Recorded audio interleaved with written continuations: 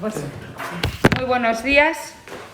Gracias por venir a esta rueda de prensa en la que queremos presentar las enmiendas que se han presentado, algunas con carácter general que relataré yo y otras específicas que afectan a todos los vigueses y a toda el área metropolitana de Vigo y, por tanto, que son importantes para todos los vigueses. Hace unas semanas comparecíamos también, después de analizar el presupuesto presentado por el Gobierno socialista de Pedro Sánchez, para decir que estas cuentas presentadas, este proyecto, eran malos para España, malos para Galicia y muy malos para Vigo. Evidentemente, son muy malos para España porque están basados, además, en unas previsiones macroeconómicas absolutamente irreales. No se las cree nadie, ni siquiera ni un solo organismo nacional o internacional. Es un proyecto de presupuestos generales del Estado que ha construido su base de gasto, su base de ingresos sobre esas previsiones macroeconómicas irreales, que además no tiene ni una sola reforma estructural, que además tampoco contiene ni un solo paquete de ayudas al tejido empresarial para apoyarlo, ni plan de consolidación fiscal que dote de credibilidad a esas cuentas públicas. Son unas cuentas que simplemente lo que hacen es hacer caer el peso de la recuperación económica, todo el esfuerzo de la recuperación económica en las familias, en los autónomos y en las empresas. Todo lo contrario que están haciendo los países de nuestro entorno, que están optando, como Alemania, como Francia, como Italia, por la vía de bajar impuestos. En nuestro país no paran de subir. En estas cuentas, una nueva subida de más de 4.000 millones de euros de impuestos, como digo, para todas las familias, para todos los pymes, para todos los autónomos. ¿Y además para qué? Para consolidar un gasto estructural absolutamente desproporcionado, sustituyendo gasto estructural por gasto de la pandemia, por gasto que se va a incorporar para siempre y va a ser una losa para todos los españoles. Desde luego, desde el Partido Popular creemos que otra política es posible. Y esa parte de otra política posible se refleja en las enmiendas que hemos presentado a los presupuestos generales del Estado. Como digo, creemos que otra forma de hacer política es posible para salir de la crisis, como están haciendo otros países europeos. Y una vía, sin ninguna duda, clave es la bajada impositiva. Por eso, en esas enmiendas planteamos un plan de reactivación fiscal de la economía y la creación de empleo, donde planteamos una rebaja del impuesto sobre la renta de las personas físicas de 4.000 millones de euros, concentrada en los tramos medios y bajos. Planteamos la supresión del impuesto de transmisiones patrimoniales y actos jurídicos documentados para la compra de la vivienda habitual, para ayudar al acceso a la primera vivienda a la población en general y a los jóvenes en particular. Planteamos la revisión y supresión de todas las tasas o ingresos tributarios que suponen trabas administrativas y que además tienen un mínimo poder recaudatorio. Planteamos de igual manera la reducción en ese plan de reactivación fiscal, la reducción de las cotizaciones sociales para jóvenes y parados de larga duración, para incentivar la contratación de dos colectivos cuya tasa de paro es insostenible. Planteamos también una bonificación del 50% en el impuesto de sociedades a las empresas que se establezcan en municipios de menos de 5.000 habitantes, así como la supresión definitiva del impuesto de patrimonio y el de sucesiones y donaciones. Un plan de reactivación fiscal completo que además se tiene que ir acompañado necesariamente, tal y como dicen organismos nacionales como la AIREF, de un plan de racionalización del gasto público. Además, incorporamos también bajadas impositivas en sectores que nos parece especialmente importante apoyar o seguir apoyando. Por ejemplo, mantener la rebaja del 4% del IVA a los servicios de hostelería, balneario, restaurantes, agencias de viaje, para seguir ayudándoles a salir de la terrible crisis en las que le impulsó la situación y la pandemia que hemos vivido. También planteamos el mantenimiento del tipo superreducido para las mascarillas, ya que, a pesar de que se va a ir reduciendo su utilización, van a seguir siendo necesarias. También, importantísimo, planteamos la reducción de los impuestos ligados a la factura eléctrica. No nos olvidamos de lo que están pasando las familias, las empresas, con esa subida desproporcionada del precio de la factura eléctrica y por eso planteamos que se mantenga el IVA reducido al 4% a la factura eléctrica. Y planteamos también la bajada del IVA a las peluquerías. a los servicios de peluquería, barbería y estética. Como saben, una reivindicación que fue aprobada en el Senado por mayoría, una votación a una enmienda que fue anulada de forma absolutamente irregular y que está recurrida en el Tribunal Constitucional por el Partido Popular, una enmienda que contó con el apoyo de todos los grupos, menos el Partido Socialista, porque todos los grupos están a favor de que a las peluquerías, barberías y estéticas se le dé un alivio y se le baje el IVA de una vez por todas. Por eso, y en coherencia con lo que hemos venido manteniendo, lo incluimos también como enmienda en los presupuestos generales del Estado. Y finalmente también no nos olvidamos de otro de los impuestos, que son las cotizaciones sociales. Por eso pedimos en estas enmiendas paralizar la subida de las cotizaciones sociales que tiene prevista el Gobierno y seguir manteniendo la filosofía de que a ingresos cero, cuota cero para los autónomos, lo que fue aprobado también en las Cortes y todavía está pendiente de aprobación por el Gobierno. En definitiva, bajadas de impuestos, que es lo que necesita nuestra economía, que es lo que necesitan nuestras familias, que es lo que necesitan nuestros autónomos, para darles aire en esa recuperación económica, para darles un impulso y no volver a darles otra estocada de subida impositiva que lo único que hace es suponer una nueva losa e impedir una recuperación sana de nuestra economía. Ese es el grueso de nuestras enmiendas en materia impositiva. Y para hablar en concreto de las que, por cierto, también se beneficiarían todos los vigueses, y para hablar en concreto de las enmiendas que se refieren a la ciudad de Vigo, le paso la palabra a mis compañeros, a Javier y a Diego, que las van a explicar pormenorizadamente. Gracias. Bueno, muy buenos días a todos. Gracias.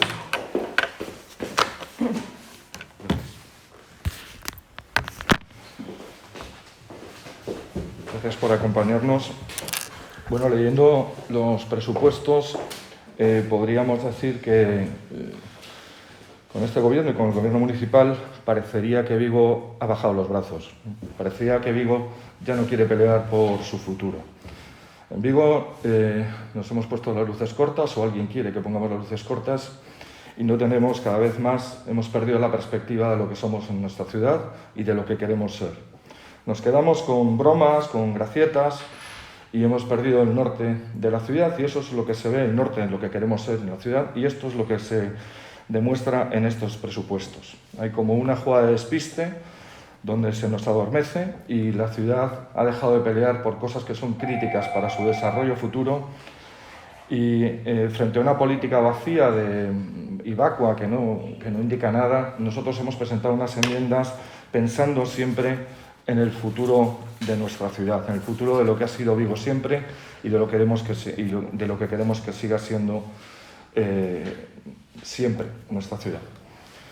Aparte de todo esto, antes de nada, yo querría decir que en nuestra ciudad, el alcalde en particular, está siendo cómplice también de una situación que es la falta de cumplimiento de los presupuestos. Ahora vamos a hablar de los presupuestos del año 2022, pero los presupuestos del año 2021, que ya eran unos presupuestos escasos y que no tenían en cuenta los elementos críticos de nuestra ciudad, en realidad tampoco se están cumpliendo. Por lo tanto, de poco vale incluso presupuestar cuando no se cumple, cuando el grado de ejecución está en torno al 20% y por lo tanto no llegan esas inversiones que tanto necesita la ciudad. Un caso palmario, ya lo hemos destacado aquí mismo, es la zona franca, cuyo presupuesto de unos 40 millones de euros aproximadamente, pues el grado de cumplimiento es ínfimo y solo se han gastado casi 6 millones de euros, de la mayor parte de ellos en edificios, ¿no? Entonces, bueno, nosotros hemos planteado unas enmiendas, como digo, que van en la línea del futuro de nuestra ciudad, de destacar y defender aquellos elementos críticos que nos hacen falta para nuestra industria, para generar trabajo en nuestra ciudad y para que no perdamos el norte de lo que estamos haciendo. ¿Cuáles son esos elementos críticos? Esos elementos críticos tienen que ver concretamente en temas de infraestructuras. En conjunto de las enmiendas del Partido Popular en la provincia de Pontevedra alcanza unos 140 millones de euros, de los cuales casi 70 nosotros hemos enmendado enfocados a la ciudad de Vigo y a nuestra área de influencia, ¿no? Casi 70, casi la mitad de todas las enmiendas tienen que ver con nuestra ciudad y muchas de ellas son fundamentales, como vamos a ver ahora mismo, ¿no?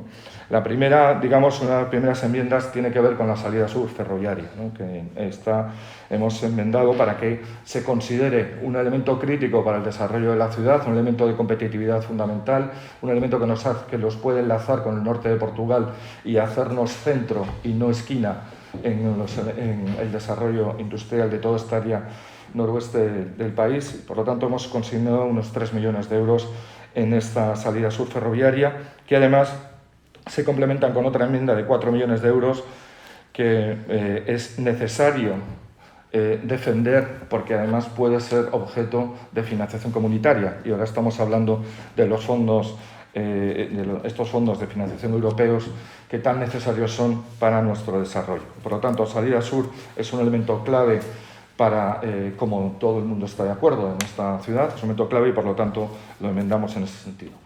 Otro elemento crítico para la competitividad de Vigo y de toda su área de influencia es es que no entendió bien lo de los 3 y los 4 millones. Sí, hay como 2 enmiendas, una que tiene que ver con la línea hasta el puerto de Vigo desde la estación y otro que es la continuación hasta la frontera. La suma son 7 millones de euros, son 2 enmiendas diferentes, perdón si no me he explicado bien. Por otro lado está la variante del AVE, de Orense, Vigo por Cerredo. Está consignada una cantidad absolutamente ridícula, es una cantidad que indica que no está en ninguna prioridad. Nosotros, este es un elemento crítico, no es posible que se tarde 2 horas y cuarto en 500 kilómetros hasta llegar a Orense y tardemos prácticamente 1 hora y media en hacer los 100 últimos kilómetros. Eso dificulta claramente la competitividad de nuestra ciudad y por lo tanto le hemos enmendado también para que esta variante tenga un impulso con 1 millón de euros, ¿no? Otro elemento importante de renovación, para la competitividad de nuestras empresas y que también hay un consenso total en nuestra ciudad, los empresarios y todas las empresas lo demandan, es la defensa de nuestro corredor atlántico, ¿no? Frente a un desarrollo en el corredor mediterráneo muy importante, el corredor atlántico parece prácticamente olvidado.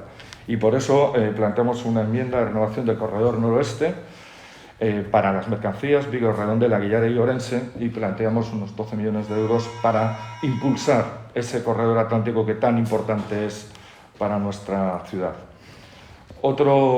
Otra enmienda importante, y esto serán las más destacadas, es el famoso enlace de la AP9 con el aeropuerto, ¿no? Cuando hay las ferias con Semar, ha sido recientemente, se producen congestión en esa área y por lo tanto creemos que esa infraestructura es una infraestructura muy importante para desarrollar Vigo también como una ciudad ferial, como una salida al aeropuerto rápida. No existe mención en los presupuestos generales de Estado en este momento, algo que se ha comentado en la ciudad durante mucho tiempo. En este momento en los presupuestos generales de Estado no hay ni la más mínima mención y por lo tanto hemos incluido una enmienda de 1 millón de euros para que esa infraestructura se pueda realizar.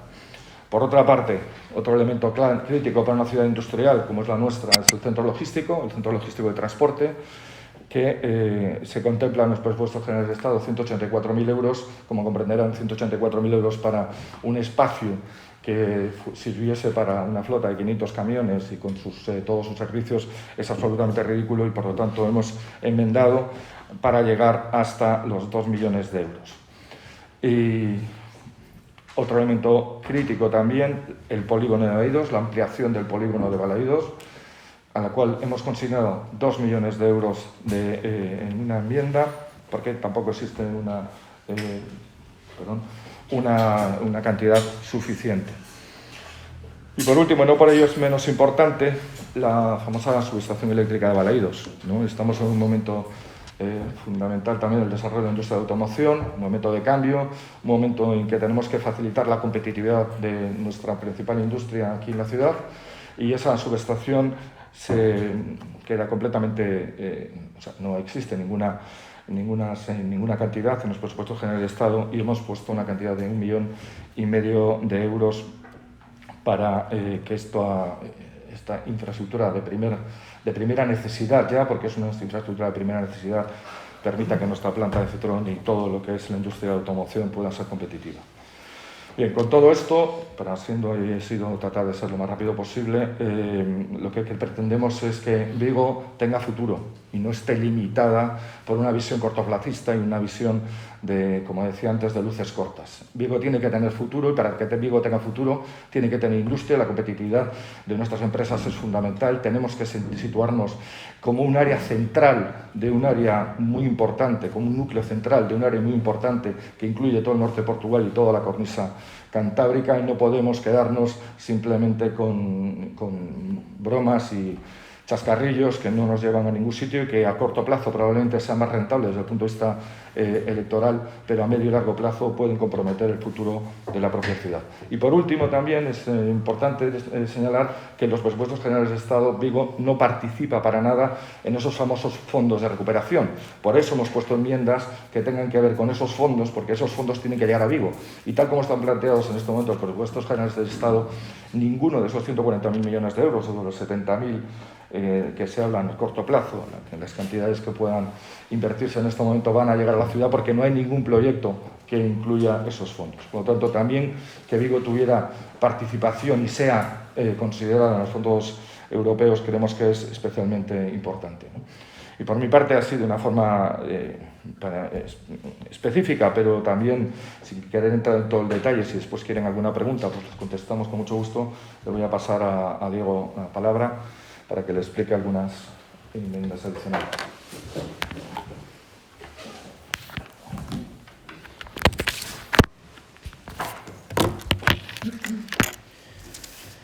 Muy bien, pues muy buenos días a todos.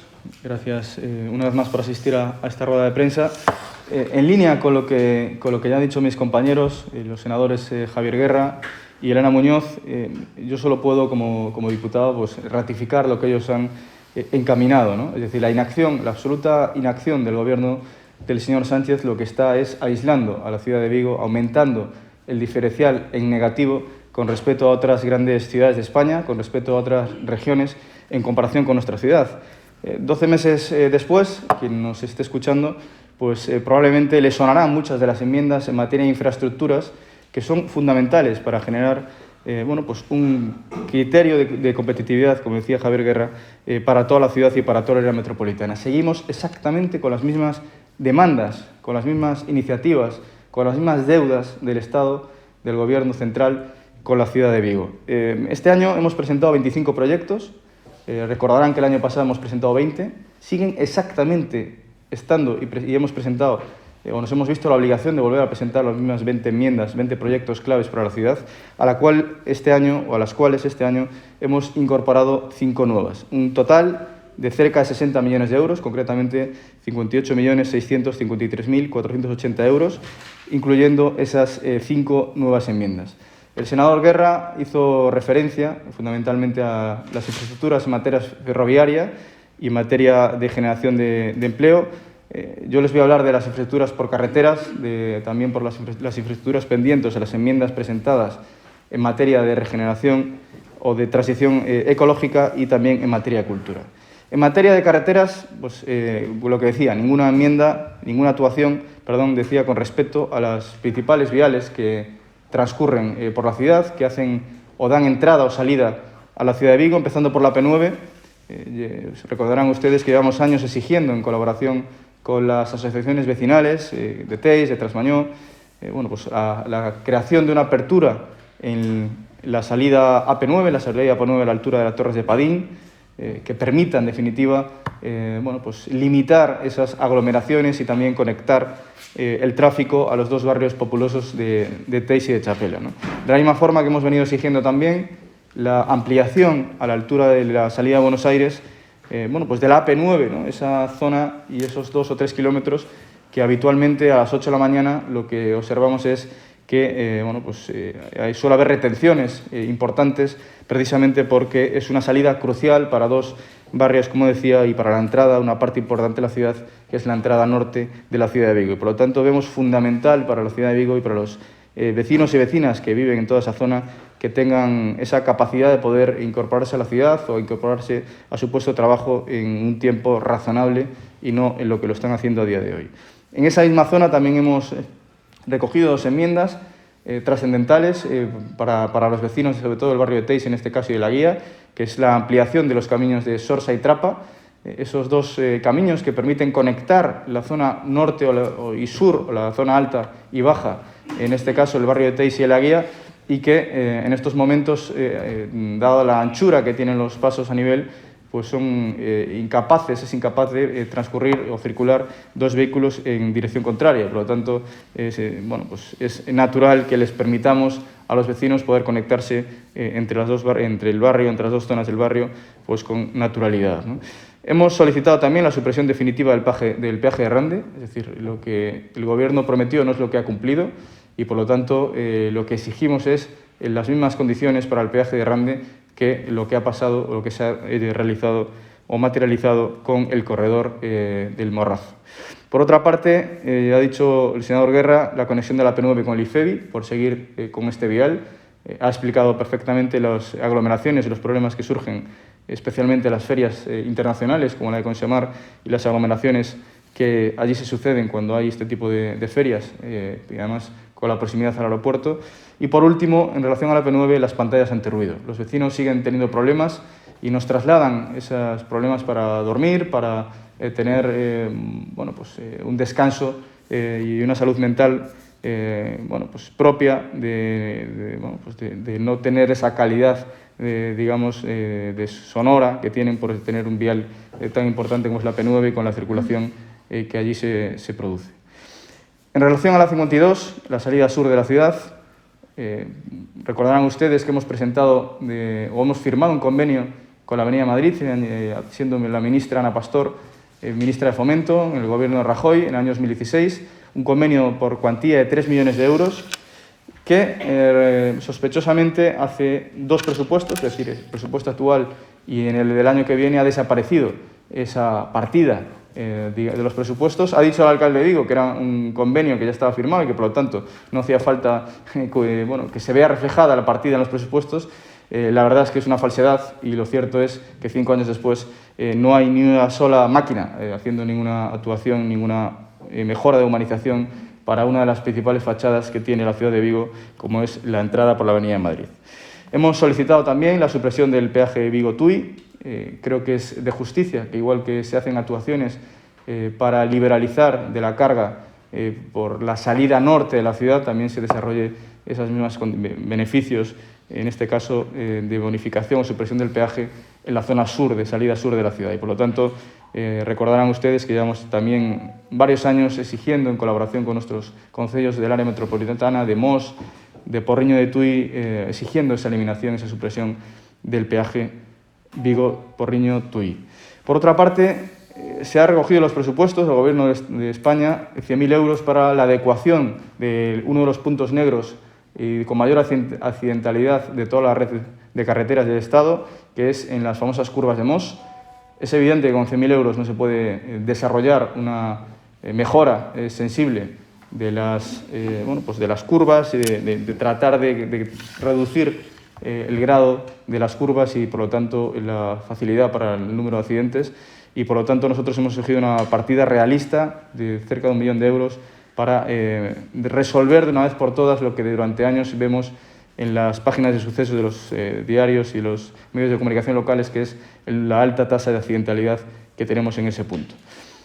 En materia de infraestructuras de transición ecológica, especialmente de calidad del agua, una de las nuevas enmiendas que hemos presentado en esos 25 proyectos es la utilización de fondos Next Generation para la modernización de la ETAP de Ocasal. Esto es importante porque esto permitiría un abaratamiento directo de la tarifa del agua a todos los consumidores vigueses, puesto que no se incluiría esa reforma necesaria de la potabilizadora, no se incluiría dentro de las tarifas, digamos, del canon que tienen que pagar los usuarios. Por lo tanto, el destino de estos fondos Next Generation permitiría hacer esa modernización sin aumentar el coste, más bien todo lo contrario, abaratar la tasa, el coste que tiene la tarifa del agua para los vecinos y vecinas de Vigo. Por otra parte, también hemos venido exigiendo durante años la declaración de interés general del Estado de la mejora del abastecimiento del agua de Vigo. Esta declaración de interés general permitiría un acceso a un mayor caudal de fondos públicos, en definitiva, permitiría hacer una reforma y una adecuación de la garantía de suministro del agua, que, como saben ustedes, a pesar de que seamos una zona con incidencia de lluvias importante, pues hemos tenido ya en los últimos años algún susto y, por lo tanto, es necesario tratar de aunar de fondos públicos para materializar una obra que es bastante colosal. En materia de regeneración de litorales, hemos incluido la reforma y la adecuación del Paseo de Samil. Saben ustedes que el Paseo de Samil viene necesitando, en definitiva, de una humanización, de una mejora. Incluso se ha debatido mucho sobre la opción y la posibilidad de retroceder el paseo para ganar espacio a un arenal que es sin duda uno de los símbolos, junto con la playa de Rodas o las Islas Cíes, de la ciudad de Vigo, y por lo tanto no queremos que sea un proyecto olvidado en un cajón, sino que es necesario adecuar y tener un plan para esta fachada importante de la costa de nuestra ciudad, como es el entorno Samil. La rehabilitación de la escollera y el paso habilitado del lago de los Nenos en las Islas Cíes. Ha aumentado significativamente el número de usuarios y visitantes, turistas que van a las Islas Cíes, y por lo tanto ha quedado, digamos, obsoleta esa escollera que permite bajar a los turistas y a los visitantes a las Islas Cíes. Y por último, en materia de cultura, pues les diría que más de lo mismo, ¿no? Por una parte, el aumento presupuestario para la Biblioteca del Estado, que si queremos realmente desarrollar y dotar a la ciudad, a la primera ciudad de Galicia, de la Biblioteca del Estado que se merece, con las dimensiones que se merece, tal y como venimos exigiendo desde el Partido Popular y también desde la Xunta de Galicia, lo que está claro es que hay que recoger una partida que permita desarrollar y materializarlo. Estas pedreas, que la llamamos nosotros, que son partidas simbólicas, que lo que hacen es darle una patada para adelante al ejercicio presupuestario siguiente, y al final no se desarrolla. Si realmente hay un compromiso real con la realización de esta obra, lo que hay es que el Gobierno del Estado tiene que reflejarlo en los presupuestos. Y por último, una dotación presupuestaria específica para la Fundación Marco, que, como todo el mundo sabe, es el principal museo de la ciudad. Es el museo de referencia en número de visitantes, el museo de referencia en cuanto a la calidad de las colecciones y de las obras que en él se presentan y se recogen, y por lo tanto creemos que el Gobierno debe ayudar también a que la ciudad de Vigo tenga, como tienen otras grandes ciudades, pues un museo de referencia, ¿no? Y creemos que ese museo de referencia es el Museo Marco, y por lo tanto pues consideramos que es necesaria, ¿no?, crear una partida específica para el Museo Marco para que pueda, en definitiva, aumentar su número de visitantes y su reconocimiento nacional e internacional. Con esto, poniendo fin a la intervención de la senadora Muñoz y el senador Guerra, termino como empecé. Es decir, hemos representado 25 grandes proyectos para la ciudad, hemos aumentado en 5 los que ya veníamos recogiendo desde el año pasado, y, en definitiva, con la tristeza de observar cómo estamos absolutamente abandonados por un Gobierno que ha decidido mirar hacia otro lado en cuanto al sur de la provincia de Pontevedra se refiere, y que, en definitiva, lo que genera esta inacción es un diferencial en negativo con otras grandes ciudades y con otras regiones de España, donde está claro que hay un interés político por apostar y por apoyarles con otros objetivos que nada tienen que ver con mejorar la calidad de vida de los ciudadanos. Nada más y muchas gracias.